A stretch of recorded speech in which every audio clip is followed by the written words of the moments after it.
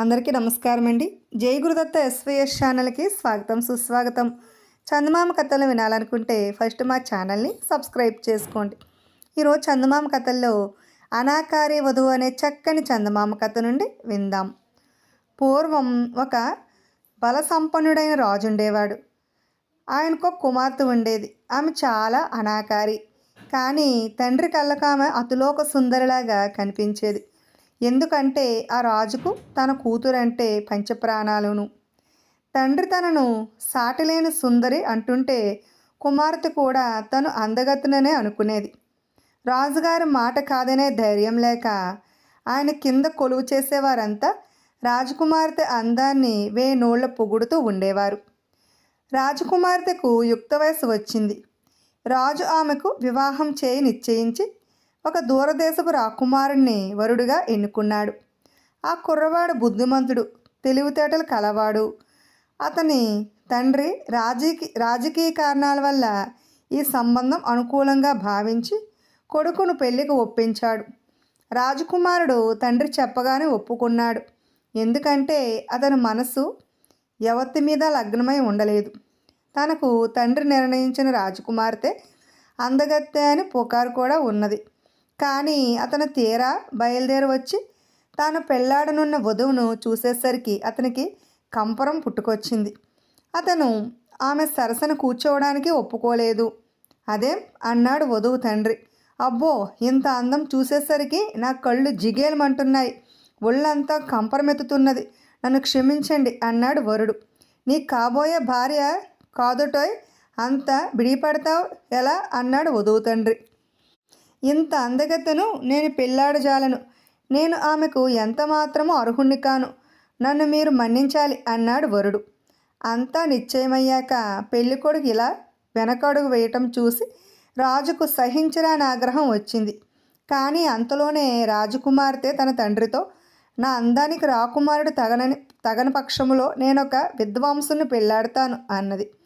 రాజు ఆస్థాన విద్వాంసుని దగ్గరికి పిలిచి, ఏమయ్యా, నిన్ను మించిన విద్వాంసుడు మన దేశంలో లేడు, అందుచేత నువ్వే అమ్మాయిని పెళ్ళాడు అన్నాడు.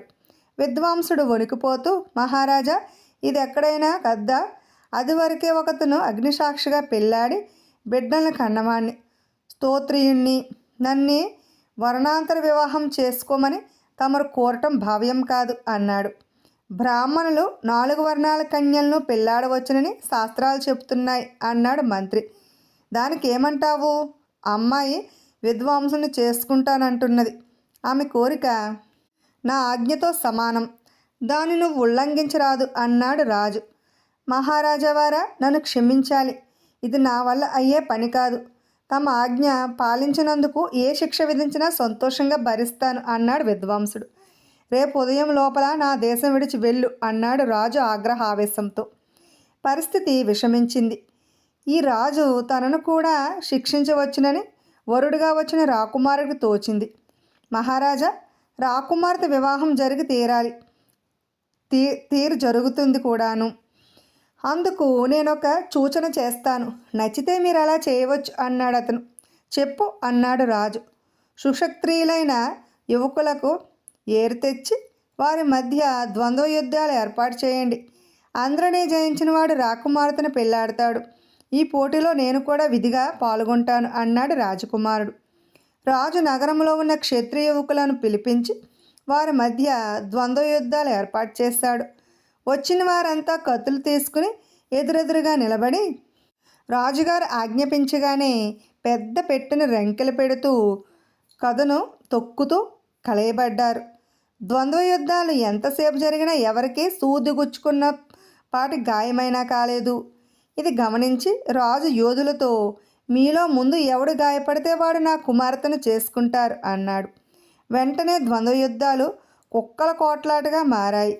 ప్రతి ఒక్కరూ తాను గాయపడే లోపల అవతలి వాడిని గాయపరచడానికి విశ్వప్రయత్నం చేశాడు. కళ్ళు మూసి కళ్ళు తెరిచే లోపల అందరూ గాయపడ్డారు. ముందు గాయపడింది ఎవరో చచ్చినా నిర్ణయం కాలేదు. ఎవడు మట్టుకు వాడు అవతల వాడే తన కన్నా ముందు గాయపడ్డాడు అని చెప్పేవారు. ఇదంతా చూసి రాజకుమార్తెకు వైరాగ్యం వచ్చేసింది. ఆమె తన తండ్రితో, నాన్న, నా నా అందం చూసి బెదిరిపోయే వీళ్ళను నేను ఎలా పెళ్లి చేసుకుంటాను? ఇంతకంటే పెళ్లి లేకుండా ఉండడం మేలు అన్నది. అప్పుడు ఆస్థాన గాయకుడు ఒక మూల నుంచి, మహారాజా, నాదొక్క మనవి అన్నాడు. అతను గుడ్డివాడు. ఏమిటి సూచన అన్నాడు రాజు. నేను పుట్టుగుడిని, పెళ్లి కానివాణ్ణి. రాజకుమార్తె అందచందాలు చూసి ఆనందించే యోగ్యత కానీ బెంబేలు పడే భయం కానీ నాకు లేదు. అందుచేత ఆమెను నాకు ఇచ్చి చెయ్యండి. నన్నొక ఇంటివాణ్ణి చేసిన పుణ్యం మీకు దొక్కుతుంది అన్నాడు ఆస్థాన గాయకుడు. రాజకుమార్తె ఆ గుడ్డి గాయకుడిని పెళ్ళాడటానికి తక్షణం ఒప్పుకున్నది. రాజు సంకోచించకుండా ఇద్దరికీ పెళ్లి చేసేశాడు.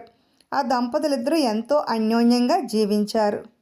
ఇప్పుడు గర్వభంగం అనే మరో చక్కని చందమామ కథను విందాం.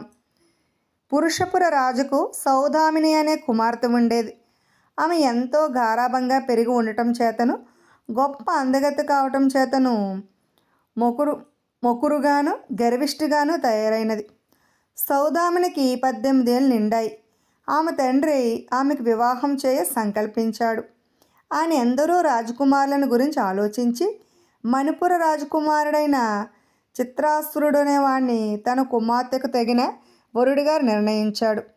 వధూవరులు ఒకరికొకరు చూసి తృప్తి పడగలందుకు చిత్రాకుడిని పురుషపురానికి ఆహ్వానించాడు.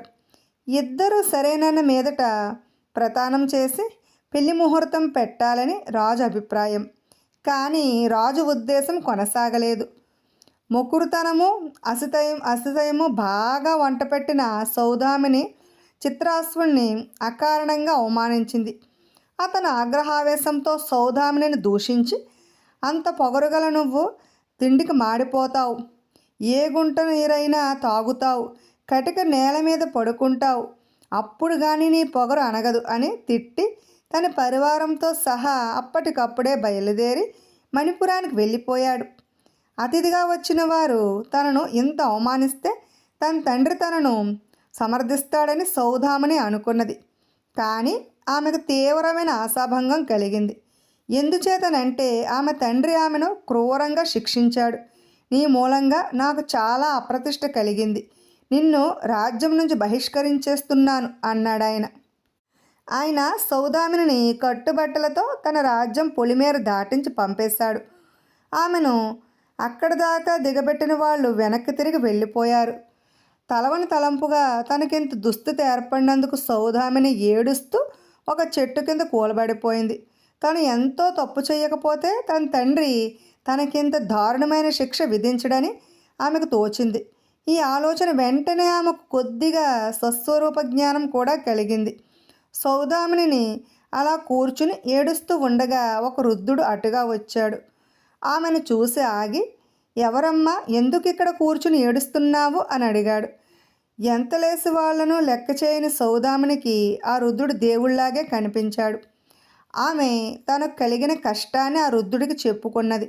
మహామహా వాళ్ళకే కష్టాలు తప్పలేదు, ఏం చేస్తాం, నేను మా దేశం పోతున్నాను, నీకు అభ్యంతరం లేకపోతే నా వెంట రా అన్నాడు వృద్ధుడు. సౌదామిని సంతోషంగా వృద్ధుడి వెంట బయలుదేరింది.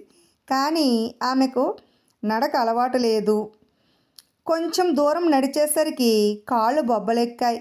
కానీ వృద్ధుడు విసుక్కోలేదు. ఆమె కోరినప్పుడల్లా ఏ చెట్టు కిందనో విశ్రాంతి తీసుకొనిచ్చాడు. ఆ వృద్ధుడు వంటి దయాపరుడు ప్రపంచంలో ఉండడని సౌదామిని అనుకున్నది. ఆమెకు ఆకలైనది. వృద్ధుడు తన వద్ద ఉన్న అటుకులు బెల్లము ఇచ్చాడు. ఆ ఆహారం తినవలసి వచ్చేసరికి ఆమెకు ఏడుపు వచ్చింది. అమ్మ, నిజంగా ఆకలే ఉంటే అదే అమృతంలాగా ఉంటుంది, ఆకలి రుచి ఎరగదు అన్నాడు వృద్ధుడు. ఆ మాట నిజమేనని సౌదామినికి తెలిసి వచ్చింది. ఆమెకు దాహమైనది. సమీపంలోనే ఒక నీటిగుంట కనబడింది. అందులో నీరు మురికిగా ఉన్నది. ఈ నీరు ఎలా తాగటం అన్నది సౌదామిని. నీకు అంతగా దాహం లేకపోతే ఇంతకన్నా మంచినీరు ముందు దొరుకుతుందేమో చూద్దాం అన్నాడు వృద్ధుడు. దాహం లేకపోవటం ఏమిటి, నాలుక పెడచకట్లు పోతున్నది అన్నది సౌదామిని. అయితే ఆ నీరే తాగుతల్లి, ఇప్పుడు గత్యంతరం ఏమున్నది కనుక అన్నాడు వృద్ధుడు. ఎటూ కాని చోట చీకటి పడిపోయింది. సౌదామినికి అలసట వల్ల నిద్ర ముంచుకొచ్చింది. పుడుకునేందుకు అనువైన చోటున్నదేమో అని అన్నదామె. ఇదంతా పడుకునే చోటు కాదా అమ్మ, నిద్ర సుఖమెరగది అన్నాడు రుద్రుడు. ఆ రాత్రి సౌదామిని కటిక నేల మీదనే నిద్రపోయింది. ఈ విధముగా 2-3 రోజులు ప్రయాణం చేసి వారిద్దరూ చివరకు మణిపుర రాజ్యం చేరారు. అమ్మాయి, నువ్వింకా ప్రయాణం చెయ్యలేవు. మనమిద్దరము ఈ దేశంలోనే ఎలాగైనా పొట్ట పోసుకుందాం. కష్టం చేసి బతకవలసిన వాళ్లకు ఏ దేశమైనా ఒకటే. నీకేదైనా విద్య తెలుసునా అని రుద్రుడు సౌదామిని అడిగాడు. నాకు చేతనైన విద్య ఒకటే, అది దుస్తులు నెగిషీలు కుట్టడం. అందులో నాకు కొంత నైపుణ్యం ఉన్నది అన్నది సౌదామిని. రుద్రుడు ఆమెను రాజభవనానికి తీసుకుపోయి అక్కడ వాళ్లతో ఏకాంతంగా మాట్లాడవచ్చు. నువ్వు చేయదలిస్తే దాసీదాని పని దొరుకుతుందట. నేను వయసు మీరానని నాకేమీ ఉద్యోగం ఇవ్వనన్నారు. ఏమంటావు అన్నాడు సౌదామినితో. సౌదామిని ఒప్పుకున్నది. ఆమెకు దివాణంలో దాసీగా పని ఇచ్చారు. ఉండటానికి ఒక పశువుల కొట్టం లాంటిది ఇచ్చారు. అందులోనే రుద్రుడు కూడా ఉండవలసి వచ్చింది. సౌదామిని రాజభవనంలో ఎవరూ అవమానించలేదు. కానీ ఉదయంలాగా రాత్రి కూడా పొద్దుపోయేదాకా చాలా పని చేయించేవారు. 2 పూటలా ఆమె రాజభవనంలోనే ఇతర నౌకరులతో పాటు భోజనం చేసింది. ఆమె అలసిపోయి ఇంటికి వచ్చేసరికి రుద్రుడు చాలా నిస్పృహతో కనిపించాడు. తిండి తిన్నావా? రోజల్లా ఏం చేస్తావు అని సౌదామిని అతన్ని అడిగింది. పని కోసం తిరిగాను. రోజల్లా తిండి కూడా లేదు. నాకెవరు పనిస్తారు అన్నాడు రుద్రుడు. సౌదామిని చాలా బాధపడింది. తనకిప్పుడు ఆ రుద్రుడే తల్లి, తండ్రి, తోడు, నీడ కూడాను. అందుచేత మరనాడు ఆమె భోజన సమయంలో ఇంటికి పోవడానికి ప్రయత్నించింది. కానీ ఆమెకు అనుమతి లభించలేదు. ఆ రాత్రి ఇంటికి పోయేటప్పుడు తీసుకుపోదామని కొంత భోజనాన్ని దొంగిలించి ఒక మూల దాచింది. దాన్ని మరొక దాసి పసికట్టి రాజమాతకు చెప్పింది. నిన్ను చూసి జాలి తలచి రాజభవనంలోకి అడుగుపెట్టనిస్తే తిండి దొంగతనంగా తీసుకుంటావా అని రాజమాత సౌదామిని గర్దించింది. అవమానంతో కుంగిపోయిన సౌదామిని తల వంచుకుని కన్నీరు కార్చింది. ఇంతలో పోనీలేమ్మ, తెలియక చేసి ఉంటుంది, ఈసారి క్షమించు అన్న మాటలు వినిపించాయి. సౌదామిని తల ఎత్తి చూసేసరికి చిత్రాసురుడు కనిపించాడు. అతని ముఖంలో ఎంతో దయ కనిపించింది. అతను తనను గుర్తించాడేమోనని ఆమె భయపడింది. కానీ అతను గుర్తించలేదని రూఢి చేసుకున్నది. గుర్తించి ఉంటే తనను తప్పక అవమానించేవాడేనని ఆమె అనుకున్నది. అతనిని తాను అవమానించి ఉండటం పెద్ద పొరపాటని ఆమెకు మరింత బాగా తెలిసి వచ్చింది. అతనికి భార్యగా ఈ భవనంలో అడుగు పెట్టవలసిన తాను దాసీగా ఉండటం ఆమెకు ఎంతో విడ్డూరం అనిపించింది. రుద్రుడు తనకు ఎక్కడో పని దొరికిందని తిండి కూడా పెడుతున్నారని చెప్పాడు. ఆ రాత్రి తాను తిండి దొంగిలించి పట్టుబడినదంతా వృధా అయినది. కొద్ది రోజులు గడిచాయి. రాజకుమారుడికి పెళ్లి నిశ్చయమైందని దివాణంలో అంతా చెప్పుకున్నారు. పెళ్లి కూతురికి దుస్తులు తయారవుతున్నాయని, వాటికి నెగిషీలు చెక్కే పని చూడమని సౌదామినికి ఉత్తర్వు వచ్చింది.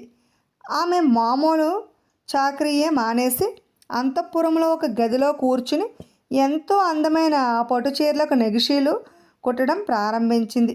అప్పుడప్పుడు రాజమాత, ఇతర రాజబంధువులు వచ్చి ఆమె చేసే పనిని మెచ్చుకుని వెళ్ళిపోయేవారు. మరనాడే పెళ్ళి అనగానే రాజమాత సౌదామిని వద్దకు వచ్చి, నువ్వు తయారు చేసిన దుస్తులు పెళ్లి కూతురు ధరిస్తే ఎలా ఉంటుందో చూడాలని ఉన్నది. పెళ్లి కూతురు నీలాగే ఉంటుంది, అందుచేత నువ్వు వీటిని ధరించి చూపించు అన్నది. సౌదామిని అమితంగా బిడియపడి ఏమీ అనలేకపోయింది.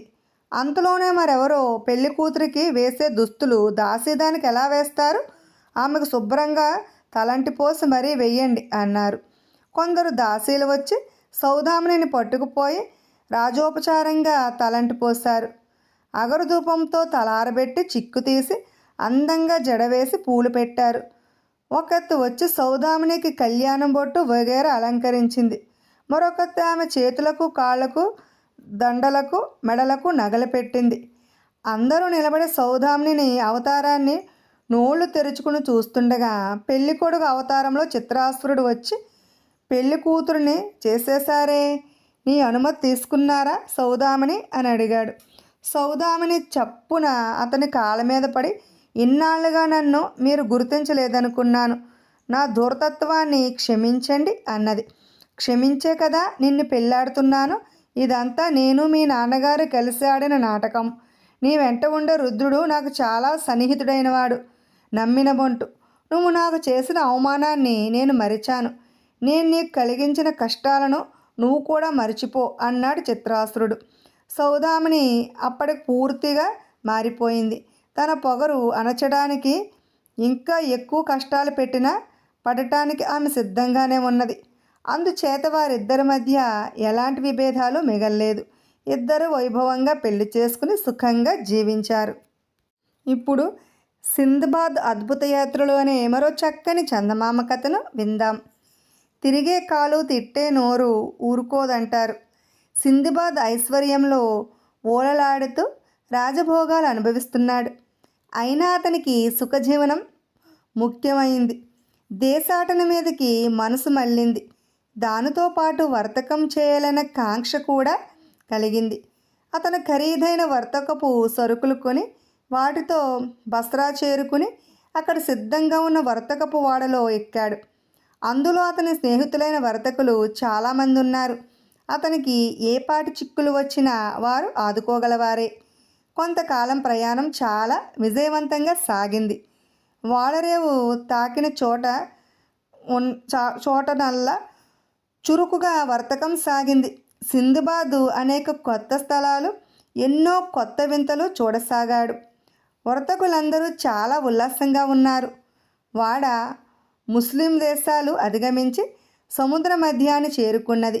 ఆ సమయంలో వాడ సరంగు అకస్మాత్తుగా నుదురు బాదుకుని చొక్కా చించుకుని తలపాగా విసిరి కింద కొట్టాడు. అతని ఆందోళన చూసి వర్తకులు ఏమైంది అని అడిగారు. అయ్యో, గాలి మనని మోసగించింది. మన దురదృష్టం పండి రాగూడని ప్రాంతానికి వచ్చాం. ఆకాశం అంచును కనిపించే ఆ దీవి చూడండి. ఆ దీవిని మనం చేరబోతున్నాం. అక్కడికి వెళ్ళి ప్రాణాలతో తిరిగి వచ్చినవాడు ఇంతవరకు లేడు. అది మర్కటాల దీవి. మనకు నూకలు చెల్లిపోయినట్టే ఈ దీవికి వచ్చి పడుతున్నాం అన్నాడు సరంగు. అతను ఈ మాటలు ఇంకా ముగించకముందే దీవి నుంచి వింత మృగాలు సముద్రంలో ఈదుకుంటూ వచ్చి ఓడను చుట్టుముట్టాయి. మరికొన్ని తీరాన్నే ఉండి భయంకరంగా అరుస్తున్నాయి. ఆ అరుపులు వింటేనే ఓడలో వాళ్ళ గుండెలు అవిసిపోయాయి. ఈదుకుంటూ వచ్చిన మర్కటాలు ఓడ మీదకెక్కి వర్తకపు సరుకుల బేళ్లను తడివి చూడసాగాయి. మర్కటాల సంఖ్య ఎంత హెచ్చుగా ఉన్నదంటే వాటి జోలికి పోయే సాహసం చాలక వర్తకులందరూ వాటిని ఓడలో ఇష్టం వచ్చినట్లు చేయనిచ్చారు. ఆ మర్కటాలు చాలా వికారంగా ఉన్నాయి. వాటి శరీరాల నిండా బొచ్చు ఉన్నది. వాటి ముఖాలు నల్లగాను, కళ్ళు ఆకుపచ్చగాను ఉన్నాయి. అవి 3 జానల ఎత్తే ఉన్నా వాటి ముఖభంగిమలు, అరుపులు చాలా దారుణంగా ఉన్నాయి. అవి తమ భాషలో తిట్టుతూ ఏమిటేమిటో అన్నాయి. పళ్ళు కొరికాయి. అవి ఏమంటున్నది అర్థం కాక ప్రయాణికులు నిస్సహాయులుగా నిలబడిపోయారు. కొన్ని మర్కటాలు తెరచాప స్తంభాల మీదకి ఎగబాకి తాళ్ళు కొరికి తెంపి తెరచాపలను కింద పడేశాయి. కొన్ని మర్కటాలు చుక్కాని పట్టుకుని తిప్పాయి. గాలివాలిన వాడ తీరానికి చేరింది. తర్వాత అవి ఒక్కొక్క ప్రయాణికుడిని పట్టుకుని తీరాన్ని చేర్చి అన్నీ కలిసి ఓడలో ఎక్కి ఓడ నడుపుకుంటూ కనుచూపు మేర దాటిపోయాయి. అందరూ మర్కటాల దీవిలో చిక్కుకుపోయారు. వాళ్ళు సముద్ర తీరాన్ని ఉండి చేసేది లేదు కనుక దీవి మీదకు బయలుదేరారు. అక్కడ పళ్ళ చెట్లు, వాగులు ఉన్నాయి. వాళ్ళు చెట్ల నుంచి పళ్ళు కోసుకుని తిన్నారు. ఇంతలో వారికి దూరంగా ఒక ఎత్తైన భవనం కనబడింది. వర్తకులందరూ దాని కేసి వెళ్ళారు. ఆ భవనం నలుచదరంగాను చాలా ఎత్తుగాను ఉన్నది. దాని చుట్టూ ఎత్తైన ప్రహారీ గోడ ఉన్నది. అయితే ఆ గోడలో ఉన్న ద్వారం తెరిస్తే ఉన్నది. ద్వారం వద్ద కాపలా వాళ్ళు ఎవరూ లేరు. భవనం లోపల విశాలమైన సావిడి ఉన్నది. అందులో బ్రహ్మాండమైన వంట పాత్రలు, మాంసం గుచ్చి కాల్చే ఇనపకాడలు ఉన్నాయి. నేల మీద ఎముకలు గుట్టలు గుట్టలుగా ఉన్నాయి. కొన్ని ఎముకలు ఎండిపోయి మరికొన్ని పచ్చిగాను ఉన్నాయి. దుర్గంధానికి ముక్కులు పగిలిపోతున్నాయి. అయినా అందరూ తెగదడిసి ఉండటం చేత ఆ కాసేపట్లోనే నడుములు వాల్చి నిద్రపోయారు.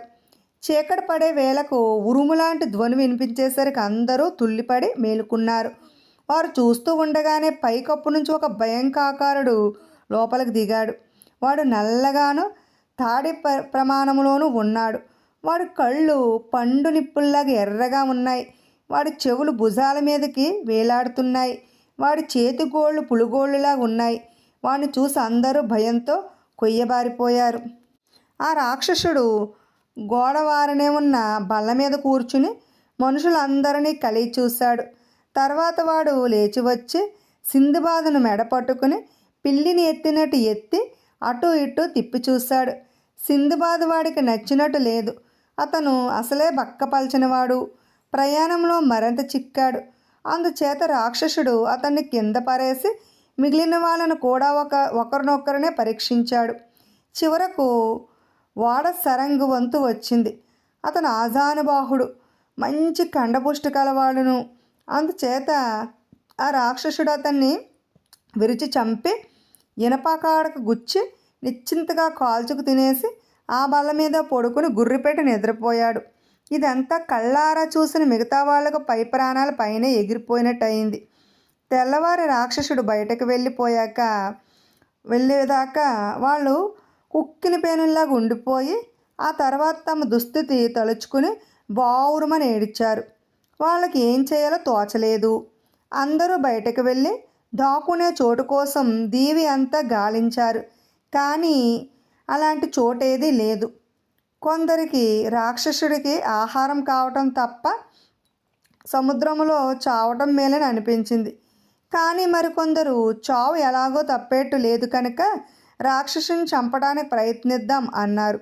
ఈ ఆలోచన అందరికీ నచ్చింది. రాక్షసుని చంపాక ఆ దీవి నుంచి పారిపోవాలంటే సాధనం ఒకటి అవసరం. అందుచేత వారంతా సముద్ర తీరాన కొయ్యలతో పెద్ద తెప్ప ఒకటి తయారు చేసి చీకటి పడే వేళకు భవనానికి తిరిగి వచ్చారు. మామూలు వేళకు రాక్షసుడు ఇల్లు చేరుకున్నాడు. వాడు మరొక మనిషిని చంపి కాల్చుకుని తిని బల్ల మీద పడుకుని నిశ్చింతగా నిద్రపోయాడు. ఆ సమయంలో చావగా మిగిలిన వాళ్ళు 2 ఇనప కాళ్ళల చివరలను నిప్పులో ఎర్రగా కాల్చి ఒక్కొక్క కాడను 3-4 చొప్పున పట్టుకుని తీసుకుపోయి రాక్షసుడి 2 కళ్ళల్లోనూ గుచ్చారు.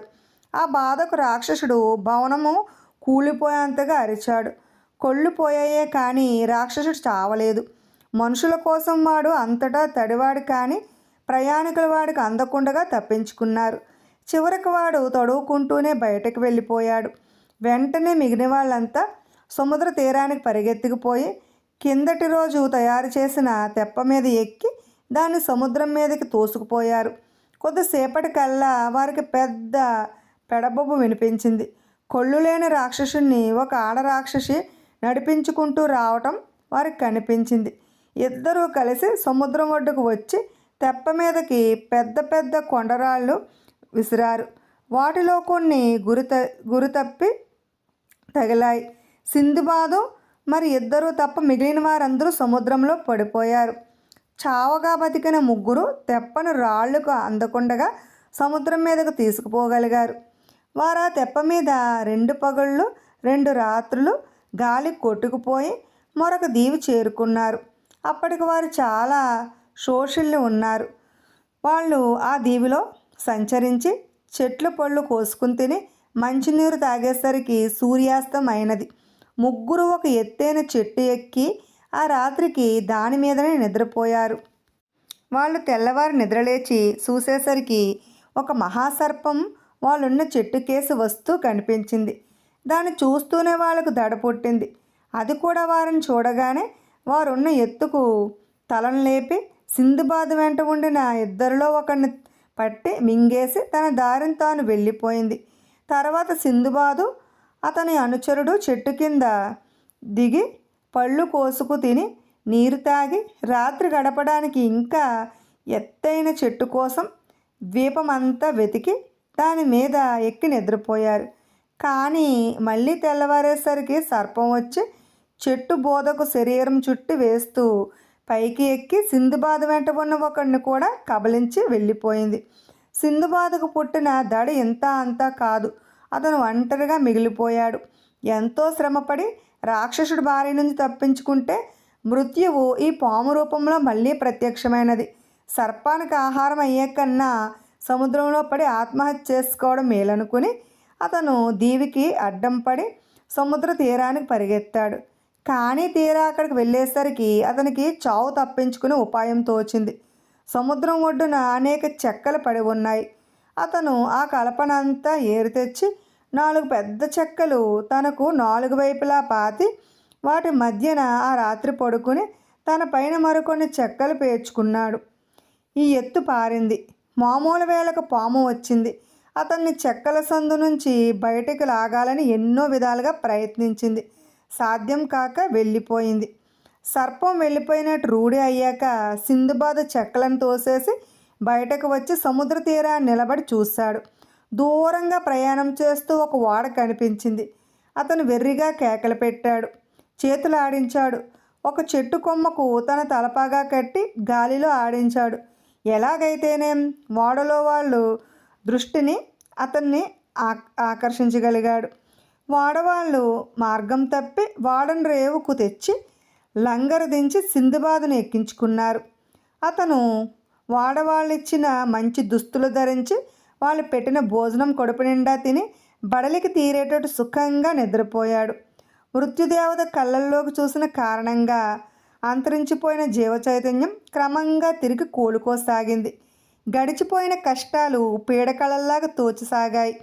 ప్రయాణం సుఖంగా సాగిపోయింది.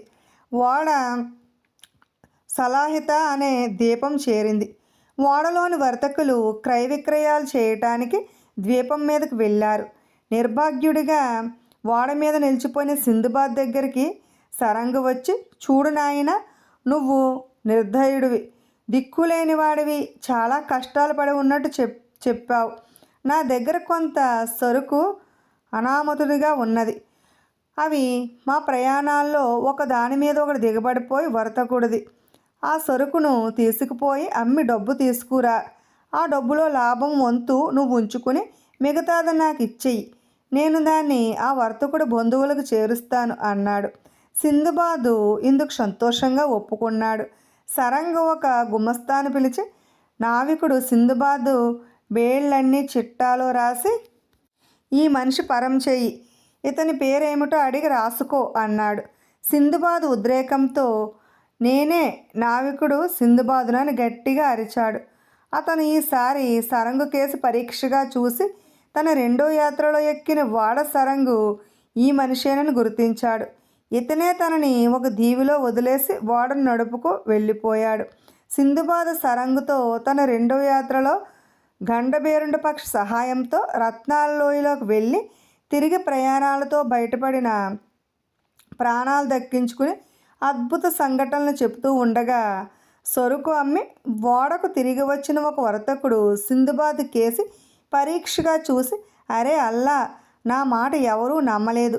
గండబేరుండ పక్షి రత్నాల లోయలో నుంచి మనిషిని పైకి తీసుకురావడం కళ్ళారా చూశానంటే అన్నీ అబద్ధాలే అన్నారు.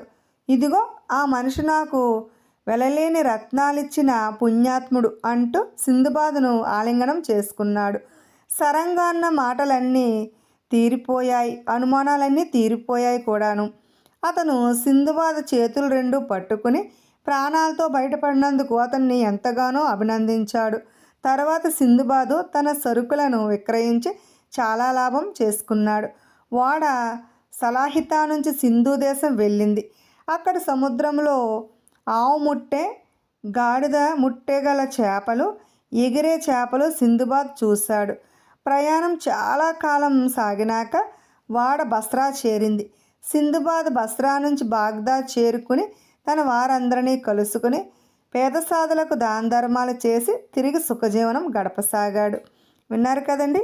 ఇటువంటి చక్కని చందమామ కథలు వినాలనుకుంటే ఫస్ట్ మా ఛానల్ని సబ్స్క్రైబ్ చేసుకోండి. బెల్ ఐకాన్ క్లిక్ చేయండి. మేము చేసిన వీడియోస్ నోటిఫికేషన్ కొరకు బెల్ ఐకాన్ క్లిక్ చేయండి. లైక్ చేయండి, షేర్ చేయండి, కామెంట్ చేయండి. Thanks for watching.